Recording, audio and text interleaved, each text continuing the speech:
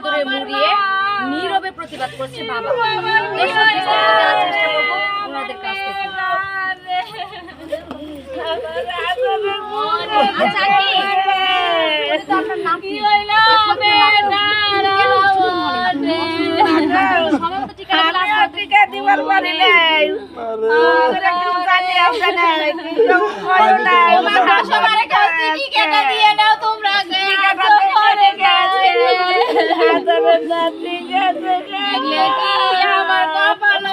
আসলে যখন সরকার থেকে টিকাগুলো আসে তার মানে অবশ্যই সবাইকে বলা হয়, সবাইকে জানানো হয়, মাইকে ঘোষণা করে যে আপনাদের বাচ্চাকে টিকা দিতে সময়সূচি জানানো হয়। তো এখন আমরা নেক্সট চলে যাব দাদার কাছে।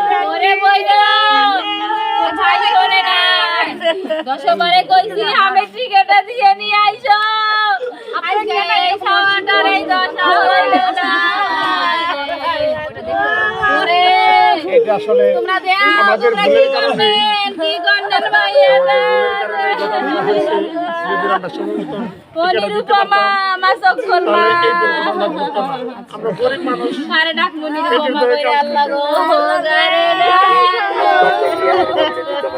আচ্ছা, আপনারা গরিব বলে সরকার আপনাদের জন্য বিভিন্ন ধরনের সুযোগ সুবিধা দিচ্ছে। যেমন এই যে টিকাটা, এর জন্য কোনো টাকা খরচ করতে হইতো না, কিন্তু টাকাটা দিতে পারতেন। অর্থাৎ আপনারা আজকে জান্নাতটা নিতে সমস্যা হচ্ছে। তোমার নাতনি নিয়ে গেল রে আল্লাহ। আসলে সরকার তো দিচ্ছে আমাদের রে আল্লাহ রে। কিন্তু এই কাজ কাম করে খাই পিটে না ঠিক মতো টিকিট দিতে পারি নাই। ও মা মানে সময় হয়ে ওঠে না আপনাদের। কথা আসলে সময়ের কারণে আমরা অনেক কিছু হারিয়ে ফেলি, আমাদের মাঝ থেকে অনেক সময় আমাদের প্রিয় মানুষগুলো চলে যায়। আমরা সচেতন হয়ে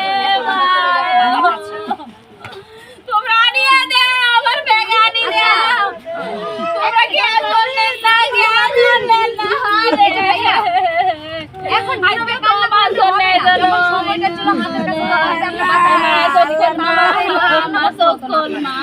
সবই ঠিক কইছে।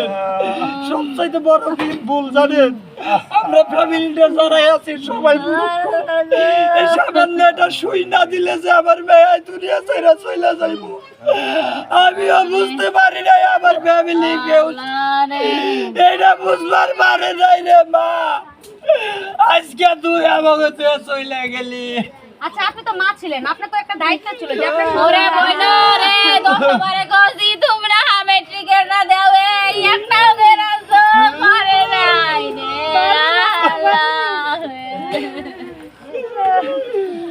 আসলে আমরা মূলত যেটা শিক্ষা পেলাম এখান থেকে, এখন বর্তমান যে অবস্থা, এই হামির জন্য, বর্তমান হামির রোগের জন্য অনেক শিশুরা মারা যাচ্ছে। এখন এই দিনটা আজকে দেখা না গেলে রে। আপনি তো প্রতিবেশী, তাই না?